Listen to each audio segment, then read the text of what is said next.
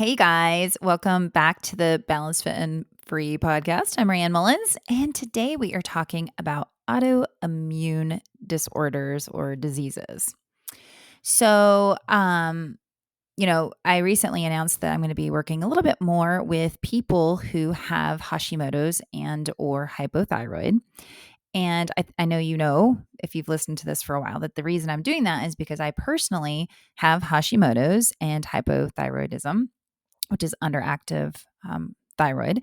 And so I just decided, with it being kind of my newest success story, meaning that I was able to, with lifestyle changes and supplements and a little bit of thyroid medicine, I've been able to reverse or get rid of all of my symptoms from Hashimoto's. And so I feel very passionate about helping other people do the same thing. But I also feel very passionate about helping other people prevent even getting it, right? So today we're going to be talking a little bit about what is autoimmune, what is an autoimmune disorder or condition, and why I think it's important to start working on prevention now, even if you think you're not going to get it. Okay. And I hope you don't.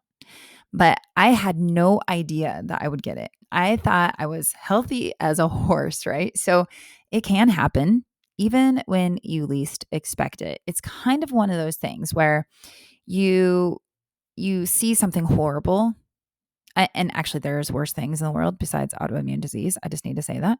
But it's like watching the news or watching something, on Facebook, or watching, hearing a story about something happening to somebody. You think, wow, that happens to other people. It doesn't ever happen to me. Do you ever get that feeling? And you especially feel like it when you're younger. And as you get older, you start to realize that anything can happen. But, with autoimmune, I talk to a lot of people now. They're like, oh, I don't have to worry about that. Oh, I don't have to worry about that. I'm not going to worry about that. And I'm like, well, actually, maybe you should worry about it under the whole umbrella of health and wellness, because autoimmune diseases can be really ugly and very debilitating, actually, if it's not taken care of correctly. So what I would like for you is for you, if you don't have this, to not ever have to deal with it. So I'm going to give you some tips today on how to reduce your risk of getting an autoimmune disorder, or at least recognizing what is happening if you feel like maybe you are getting something going on. Okay. So what is an autoimmune disease or disorder? Okay. It's a condition in which your immune system mistakenly attacks your body. Okay. So usually the job of your immune system, as you probably already know, is looking to fight off foreign or outside dangers, germs. The whole point of our immune system is to keep us safe, to keep us from getting sick, right? Keep toxins from getting into our system. And it's like this really cool armor. It's our security guard for our system. But for some reason, in some people, the immune system starts to actually attack its own healthy cells or organs. So some of these autoimmune disorders attack a single organ, and other disorders can attack the whole body. Okay, so you've probably heard of some very common autoimmune disorders, things like Hashimoto's. That's not as common. It's becoming a lot more common, but I say it first because it's the one I have. You've probably heard of MS or multiple sclerosis. I just said that funny. Lupus, rheumatoid arthritis, Sjogren's is another one that more and more people are getting diagnosed with, and even type 1 diabetes. So, like I said, if you're listening to this and you're thinking to yourself, oh, this is kind of boring, I'm just going to turn it off now and find, another episode or something else to listen to because this isn't me. Again, I just want to say that you never know. Okay. You never know if it'll be you. And the more you know, and the more awareness you have, the more likely you'll be to notice a personal issue faster, and you could potentially save yourself from a lot of future suffering. So even if you think it won't happen to you, please just listen so that you know what to be looking for. Or if you already have some strange things going on in your body, you can be armed with some information when you go to the doctor. Okay. So why do you not want an autoimmune disorder? Why does it suck so bad? Well, the symptoms are just unpleasant. Okay. Nobody wants to be sick. I mean, nobody wants a cold. Nobody wants COVID. Nobody wants the flu. Nobody wants, a cold sore. Nobody wants to be feeling bad ever.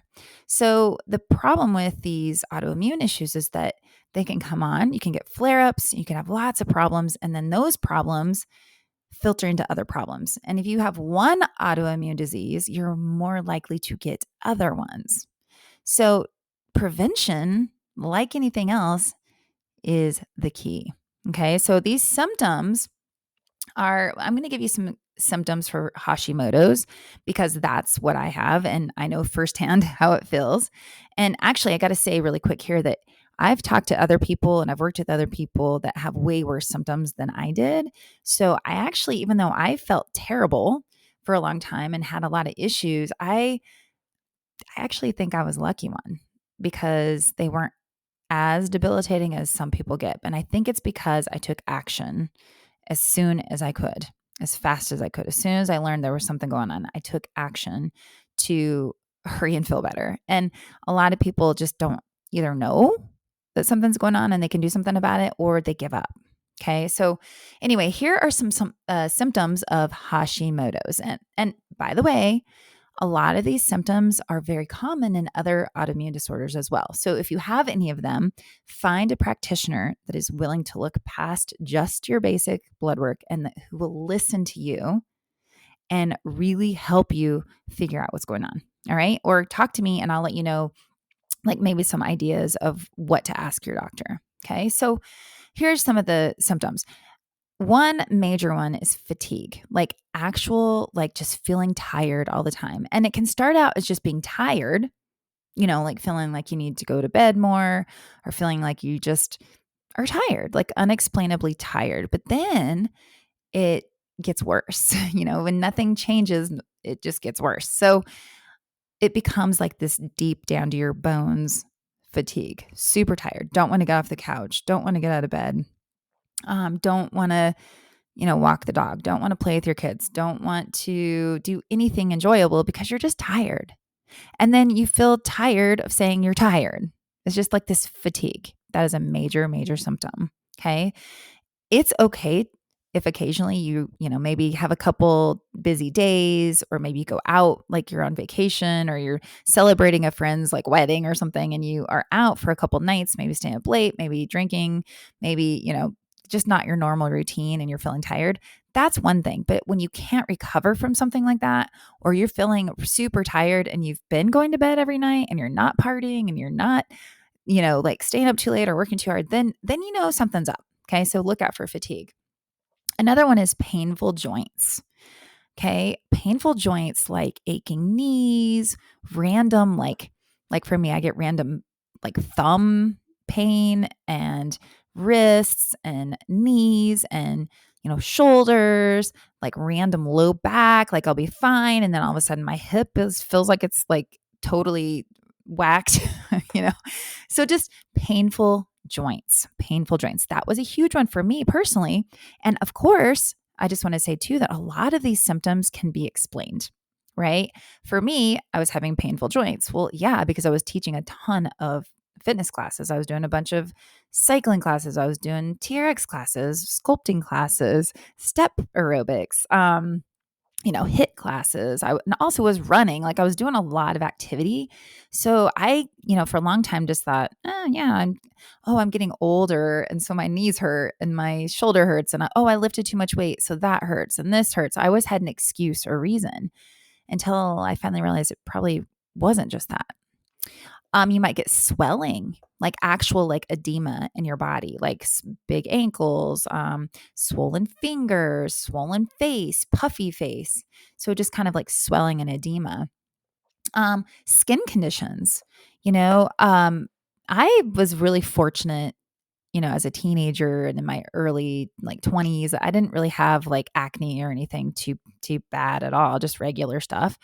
But then, here I am, I would think I was like 38, 39, and I started getting like really bad acne and like all over me. And I was like, what is going on? I thought this was for teenagers. Like, what? And also just really bad dry skin. Like I was like flaking, like even in the summer in North Carolina, it's super humid. And even in the summer with this humid air, I was having to use a ton of lotion because I was literally like flaking, like my skin was flaking off and my elbows were like just awful. And like, you know, you didn't want to touch my feet because it would scratch you. So it was just really bad skin. And I just, like, it was weird. Like I thought, oh, again, I thought I was just getting older. Maybe this is something that happens. Then the brain fog. Whoa, whoa, whoa, whoa. So brain fog was huge for me. And to the point where I started feeling like maybe I'm just not a smart person. I kept like questioning, like, God, like I remember as a kid being told, you didn't stand in the line for brains, but you got the looks. Like I was actually told that as a child.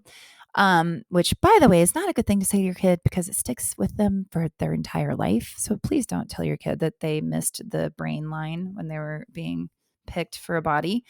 Um, but so really as this adult, I was like, "Oh, maybe I am just dumb. Like I can't remember anything. I feel like ditzy, like actual ditzy. And if you know me well, like I'm goofy sometimes. And I think that sometimes it does come off as goofy. I mean, like kind of ditzy or like, I don't know, like airheady.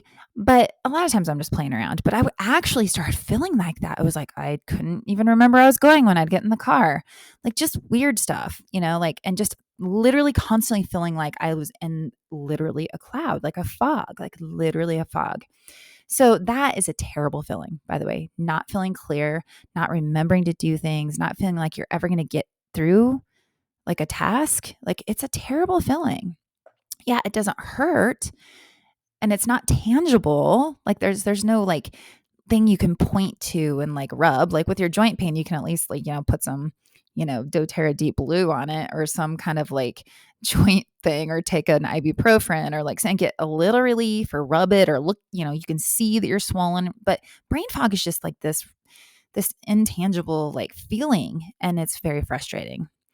The other things are like indigestion, heartburn, or just other stomach and digestion issues. That was hard to say. I started having just really severe pain under my ribs. And at the time when it started, I was training for an adventure race where we did mountain biking, we ran, trail running, and then we did paddling. So it was really fun. And I was training with these two ladies, who are super cool. And I kept getting these like horrible stomach pains. Like, and then it would go up into my chest. And I literally was like scared because it hurt so bad. And I mean, I went to the doctor, nobody could figure anything out.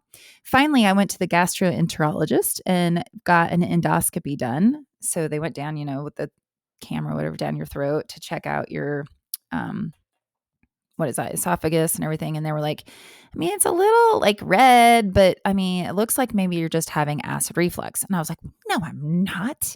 I don't have acid reflux.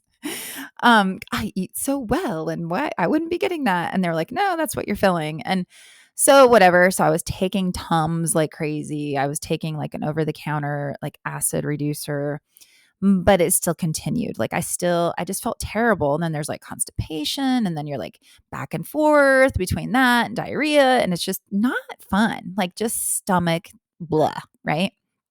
So if you're constantly having stomach issues, that's not normal. Like it's not normal. And sometimes we feel so bad for so long that our normal, something that shouldn't be normal becomes like it feels normal to you. It's not normal. Do something about it. Get help. Another thing is randomly or suddenly having high cholesterol.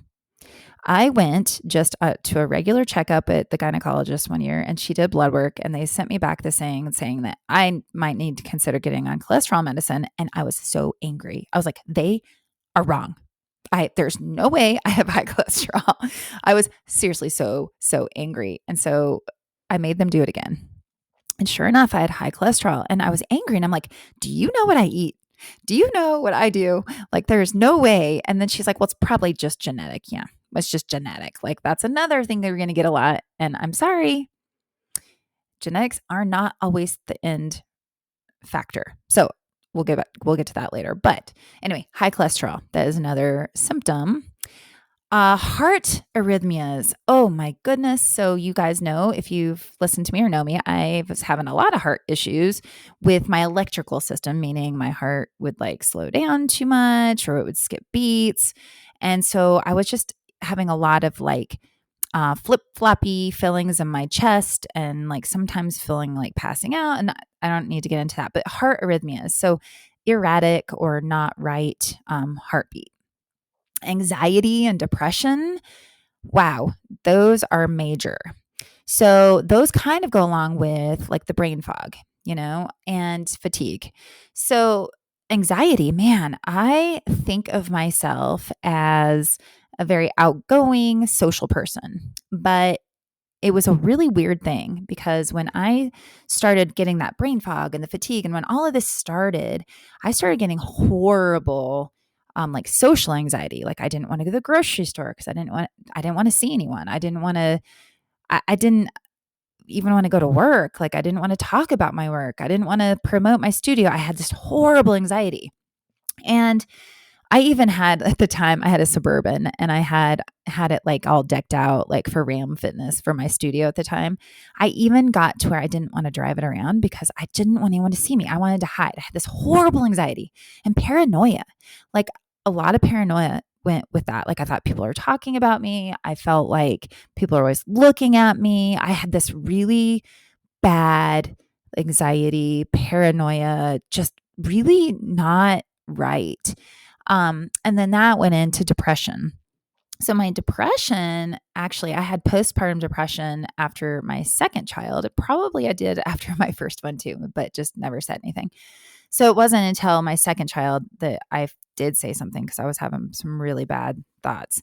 And I won't get into that. But anyway, the depression was really bad. And I actually at the time went on antidepressants, but then was able to like wean off of those and like feel great.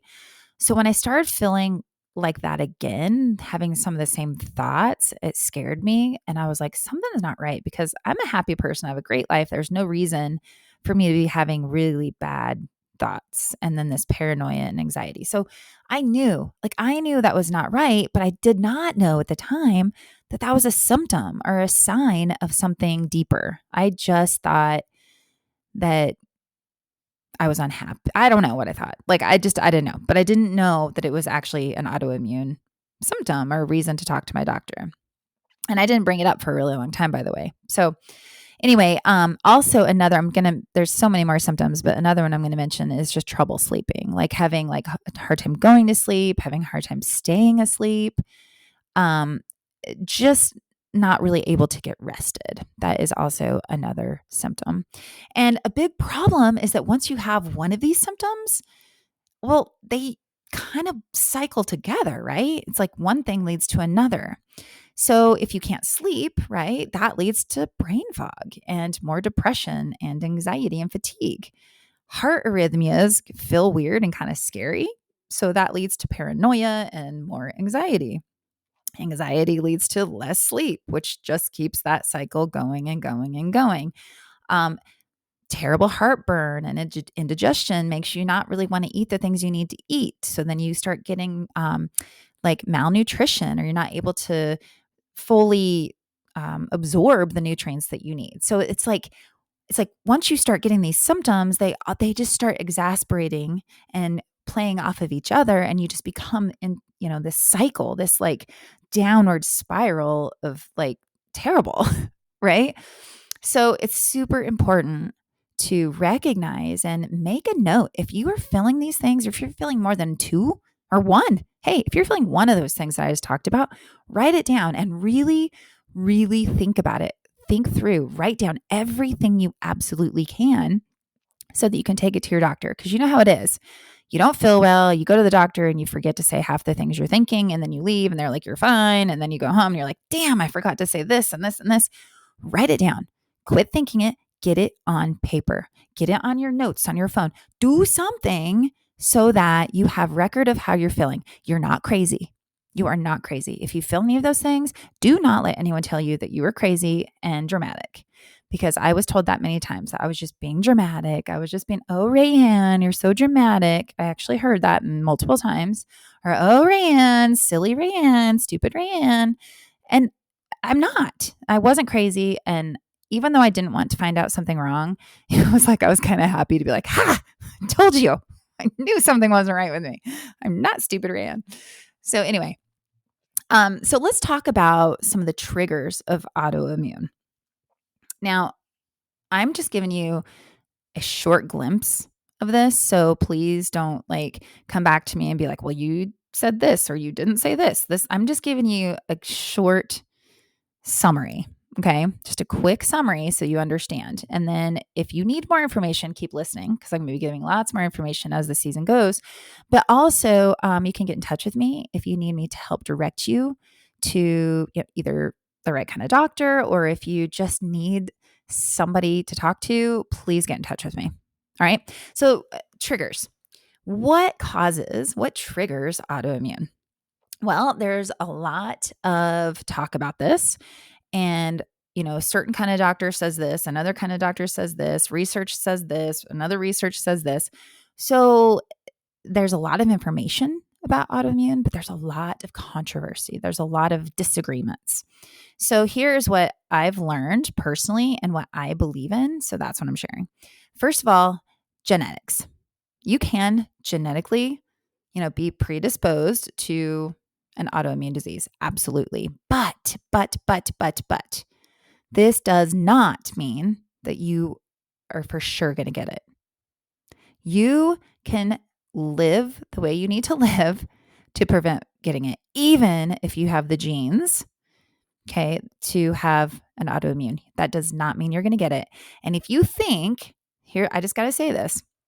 If you are somebody who has learned, my mother, my grandmother has Hashimoto's, or MS or lupus or whatever, don't let it get in your head that you're going to have it, because I truly believe, from the bottom of my heart that when you say you're going to do something or get something or have something happen to you, that we make it happen. Like if you already believe that you're just predestined to have Hashimoto's or predestined to have, whatever disease, cancer even, like that's not autoimmune, but you know what I mean? Like that's not what I'm talking about. I'm not talking about cancer, but if you tell yourself you are going to have this or this is going to happen to you, I believe that we subconsciously take actions to get there. And that might sound a little crazy and woo-woo, but I believe it because you can see it. You can read stories about it. You can see it happening in front of your eyes when you really pay attention to people that you love and to people around you and to yourself, because we do it to ourselves. Do not let your genetics determine your future. You have the choice. And I promise you, so I'm going to give you tips here in a minute. And if you start following those, at least some of them, or to the best you can, you're already a step closer to being healthier and not giving into your genetics. Okay. That is so important, I think, for you to hear. If that's all you get out of this, great. Okay. All right. So genetics can be a very small portion or a trigger of autoimmune. A big one is poor nutrition, a poor diet, okay, or poor absorption of nutrients. Okay. So this could be, maybe you eat healthy foods, but maybe you are not absorbing the nutrients due to some gut health issues. Maybe your system needs some more bacteria, probiotics. Maybe you need prebiotics. Maybe you need some digestive enzymes. Maybe something is just out of whack with your gut, which is making it hard to absorb nutrients. And that is an entirely, totally different episode to talk to you about. But poor nutrition or poor absorption of nutrients can absolutely put you into an autoimmune disorder. Okay. So what you eat is incredibly important. I can't tell you how important it is. Okay. We're not talking about weight loss here. We're not talking about how you look. We're talking about how you feel and how your body lives and survives and thrives. Okay. Poor diet is a trigger. A major trigger, did you get that? It's major, is excessive and or long-term stress. Okay. So when we think stress, we think emotional stress, we think work stress, we think like, oh, I'm so stressed out because I have so much to do. That is part of it. But there's also other kinds of stress, like trauma as a child, or trauma as an adult, too much alcohol, too much exercise, right? Too many diets, stressing your body, toxic relationships, which, by the way, we have an episode coming up about that. Super excited. Poor environment. Okay. There are all kinds of stressors that we don't really think about as being a stress. And if we have that long term, that can absolutely lead to an autoimmune. I believe 100% that I created my autoimmune myself. And so I talked about this in the last episode, but stress, there's a huge spectrum of stress. On one end, when it comes to health, on one end, we have the people that are just super, super unhealthy, meaning they don't move, they smoke, they do drugs, they drink too much, they eat horrible food, they don't take care of themselves in any way. Okay. And then we have the other far end of people that are like overly crazy about their like body and about their exercise and their nutrition, and they're counting every single morsel of food. They're, analyzing, they're hooking themselves up to machines to like be like bionic woman and man or whatever. I mean, that's kind of extreme, but I think there really are people that do that. So there's these two extremes, like from unhealthy to overly healthy, and either end of the spectrum, just like anything, is too much, right? It's too much stress this way, it's too much stress over here. So we need to bring ourselves more to the middle so we have a little bit more balance. That is why I called this the Balance, Fit, and Free podcast, because I've believed in balance for a super long time. But anyway, I believe that I kind of put myself into autoimmune by like overdoing. I was so worried about, practicing what I preach that I almost did more than that. So I was stressed out physically, too much exercise, probably not enough food. In fact, I know not enough food. I mean, even though I felt like I was eating a lot, it probably still was not enough to keep up with my body from what I did. And then I just had the emotional stress. And then there are some like little traumas, like nothing big. Like I didn't have any horrible thing happen to me ever, but there were a lot of little traumas that built up in my brain. And so that, I believe not taking care of that is what put me into autoimmune. So anyway, excessive and or long-term chronic stress. Okay. Women, I know everybody actually, that was going to say women are really bad about this. We are, right? But so are men. They just hide it better. Okay. And then another trigger is toxins. Okay. Toxins. And what I mean by that are like pesticides, plastics, your cosmetics. Have you researched at all how horrible makeup is? Makeup and all this skincare, supplements for skincare, lotions. They're so bad for us. A lot of them. There are a lot of good ones now. Pollution, right? In the air and in your water. Like, what is your water? Have you tested your water? Do you drink water out of your, sink? Or do you have filtered water? Do you get bottled water? What are you drinking? Right? A lot of pollution. Alcohol, drugs, even prescription drugs, okay? And over-the-counter drugs. There's a lot of things that we consume and use on our body and around our body that are toxic and horrible and can lead to autoimmune. Now, I'm not going to sit here and list those things as far as like brands and like specific items, but if you just stop and think for a second, you can probably think of some things that you maybe do or have in your house. Those like plug-in things for the wall for scent, there's so many of those have come back to be just horrible. Candles, scented candles. So I'm not saying right now to go home and like throw away every plastic container or all your makeup and your shampoo, by the way, is another one, or your plugins or your spray stuff or your candles. I'm not saying that. I'm saying, think about it. How much of that stuff do you use? How much of that do you inhale? How much of it do you absorb into your body? And if it's a lot, we'll talk about that in a minute. Okay. The other thing is a trigger of autoimmune is being a woman. Yeah. So men definitely 100% get this, but women, especially with Hashimoto's, okay, that's actually what I'm talking about. I can't really say for all other autoimmune, but Hashimoto's, it's 70 to 80% are women that have Hashimoto's. So lucky us. We get all the good stuff, right? All the women get to have babies, periods, moodiness, lack of libido as you age. There's so many awesome things.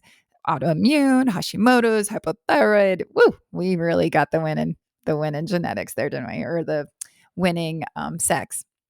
So anyway, okay, so I want to give you some ideas on how you can work on preventing sickness and worse, chronic autoimmune disease disorders. Okay. So I'm going to give you 5 tips to prevent getting the autoimmune, hopefully. Okay.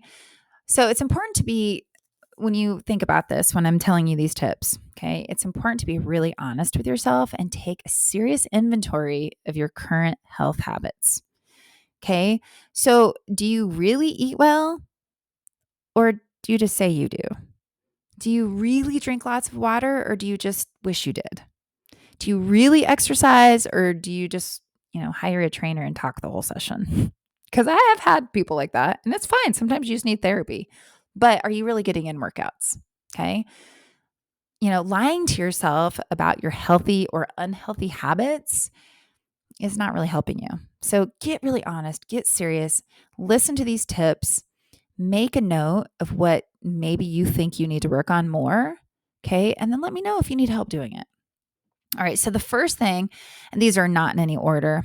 They're not really in any order. As I thought of them. So the first one I'm going to talk about is get rid of plastics and just obviously toxic items in your home. Okay. So some of these obvious things to me are like, stop using margarine containers to save for like using food. So probably everybody listening to this podcast has at some point in their life either had a grandmother or mother or yourself used a country crock margarine butter container to store leftovers in and have you microwave them because you took it to lunch or saved it. I guarantee that somebody listening to this knows exactly what I'm talking about. Or any of those plastic containers that food comes in, you wash it out and you're like, oh, instant Tupperware, Well, no, it's terrible. Stop doing that. If you're still doing that, stop it. Please just stop. It's terrible. It's terrible. Those plastics are leaching into your food. Okay. And if you're still using margarine, it's really probably not a great idea either. It's processed. It's terrible. And, it's not my business to say stop. It's totally up to you, but stop. Okay. Stop it.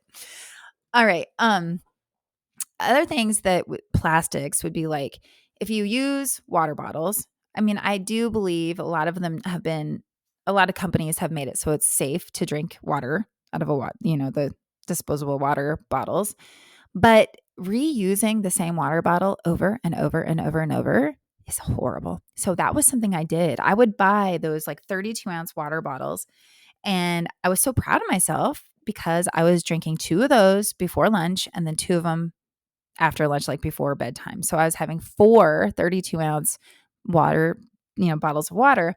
But what would happen is I didn't want to go buy more. So I would use the same one, that same bottle, not like a steel bottle or a one you're supposed to reuse, but like those plastic ones, I would use them for like weeks on end. I wouldn't even wash them. That is so disgusting. I see another thing. I can think back now and see all the things that I did that I'm like, why did I do that? Okay. So just check, make sure if you use a water bottle, probably just use it once, and probably a better idea just to buy yourself like a reusable water bottle. Okay. That's not plastic. The other things to look for are, check your cosmetics.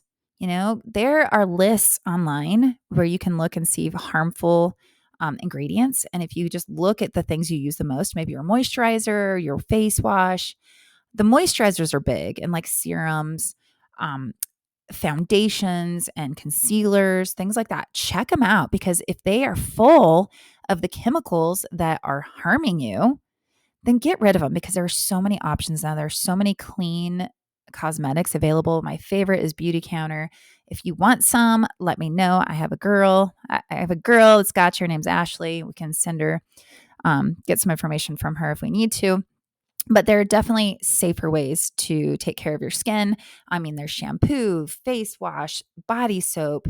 There's so many ways and better ways that you can take care of yourself without using toxic ingredients. Okay.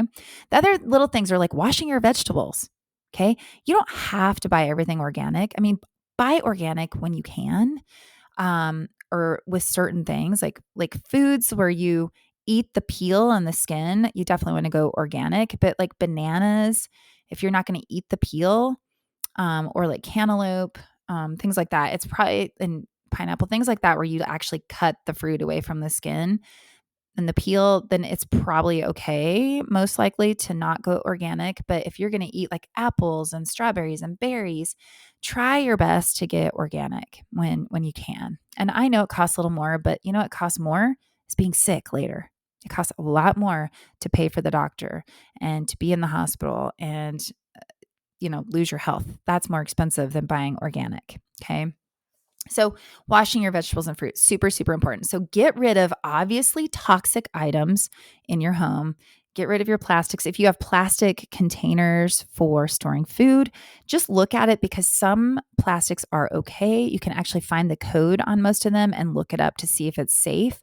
But if you have it in your budget, I would just recommend getting some glass. You can go to Target and get like a 10 pack of different storage containers that are glass. They do have a plastic lid, and that's fine. That's totally fine, because you just don't microwave it on or anything, and it doesn't really touch the food normally.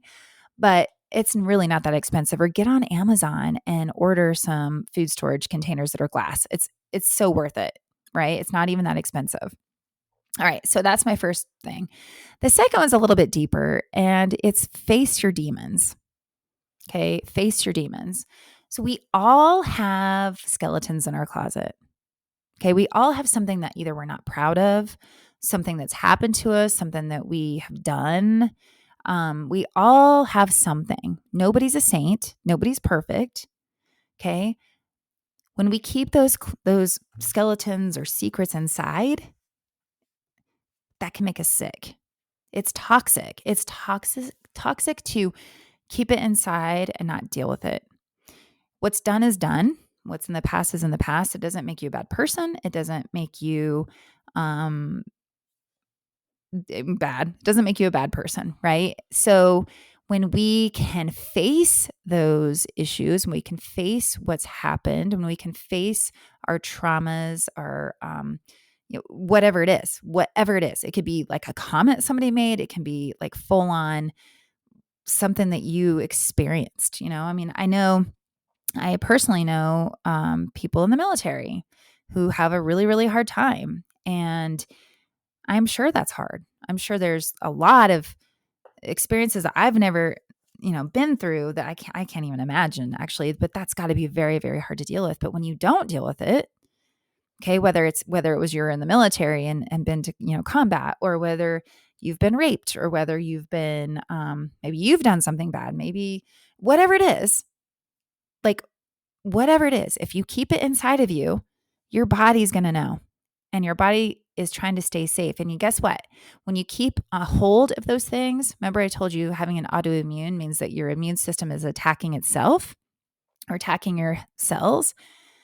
That is what horrible thoughts do. That is what keeping trauma inside of us, keeping that trauma inside and not getting out and not working through it, that makes you sick. It makes you attack yourself because you feel unsafe. Your body is unsafe. Okay. So you've got to handle, and that's easier for me to say because my traumas have all been really small ones, but even small ones, it doesn't matter how big or how small, when you don't let it out and you don't work through it and even recognize it's there, then you're going to get sick because your body knows. Okay. Even here's something, there's more research done about this too. Even if your trauma occurred as an infant or a small child and you don't have an actual memory of it, your body remembers. It's there. The event, the actions, they're there, whether you remember them or not. So I don't know. There's so many ways around this. This is where therapy comes in. Okay. And I've actually recently been talking with and having my daughter, she doesn't mind me sharing that she's been working with a hypnotherapist, and a hypnotherapist is a great way to work because they're able to put you into a state and it's not weird. It's not like the fairs where you see people like jumping up and down and like, doing stupid things. It's like for real. Um, you're able to get into a state in which you can kind of bring about things that are an issue for you, and then you can work on them. So I'm going to have a whole episode about that as well. Are you so excited? I am. So anyway, okay. So face your demons. Okay. I could talk about that for a really long time, but we're going to move on. The third thing is take a good look at your diet. Okay. How often do you eat processed food? How much do you cook at home? Are you eating a balanced nutrients? Are you following one diet and then skipping to another diet? Are you overeating? Are you undereating? Are you drinking water? Right? Do you feel like you're fueling your body or depriving your body? Are you eating food that's actual real food, or are you eating fake foods, okay, that promise weight loss? And none of this is to judge you, right? This is not about judging. It's about what are you really, really, really doing? Be really honest with yourself and help yourself determine, what chances you have of getting, some poor health advice later, or diagnoses. So, really take a clean, good look at your diet. And as a nutrition coach, of course, I'd be happy to help you. In fact, if you're local to me, I'm going to be March 11th, and I will send out information about this. I'm having a fundamentals of nutrition workshop to help people actually cut through all the junk out there and just learn really good basic information about nutrition to put together a really clean, positive nutrition plan. So be looking for that if you're local to me. All right. And then the fourth thing is assess your movement. First of all, do you move your body? I don't mean like, do you go to the gym 5 days a week and lift weights and go to classes and spin and all that? That's not what I'm talking about. Do you move your body? How often do you stand up? How often do you walk? Do you take the stairs versus the elevator? Do you, go to the grocery store, or do you always order Instacart, which I do a lot. So I'm like, shoot, but I do move my body a lot. So like, how much do you move? Because the more sedentary you are, the more likely you are to become ill. Okay. But remember, I told you, you could be on the opposite end of that spectrum and be doing too much. Do you let your body recover? Are you working out too much? Are you doing too much to where your body is so stressed out that it's going to shut down? Be really honest with yourself. What is your movement looking like? Okay. Do an assessment of that. And then my fifth thing is clean up your environment. And this actually can mean a lot of different things. But what I mean today, while I'm talking about it, is I mean like clean up your living space, your working space. Like go to your office, get papers, get stuff out of your way, get organized, get rid of the crap just sitting around. So a true cleanup and an organized space will make you feel less stress, right? So a big part of autoimmune is brain fog.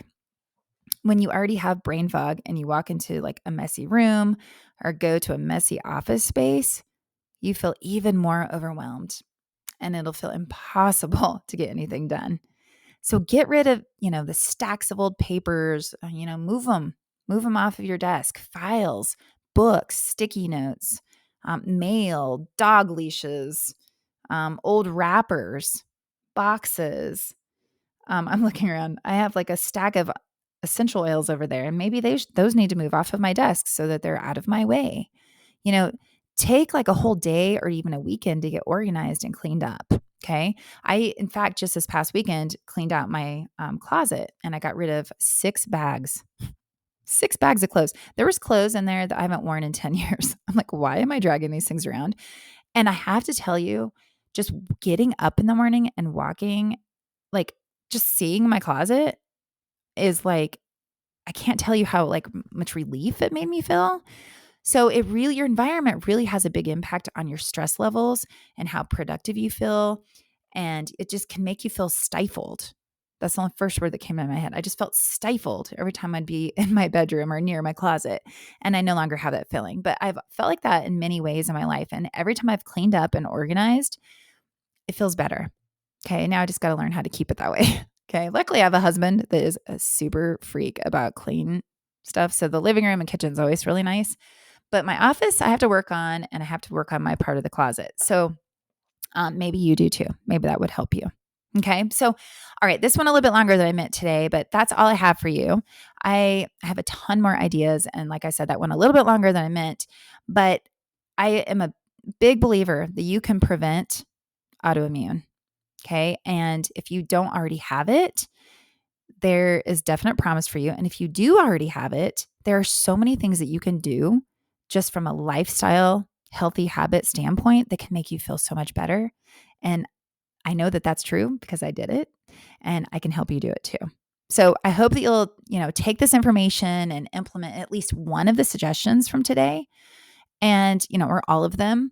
And of course, I would love to hear from you. Okay. What are you doing already to prevent having illness in the future or prevent feeling poor? What are you doing to stay healthy? And if you already do have an autoimmune, I would love to talk to you if you would be willing to talk with me. I'm gathering a lot more information from people who've been through it. If you've already made it to the other side of it, that you have, beat the odds and got rid of the symptoms, I definitely want to talk to you. And if you have not and you're struggling, then I definitely want to talk to you too, because I have a lot of information that could possibly help you. So again, thank you guys so much for being here. And I will be catching you next week. Take care.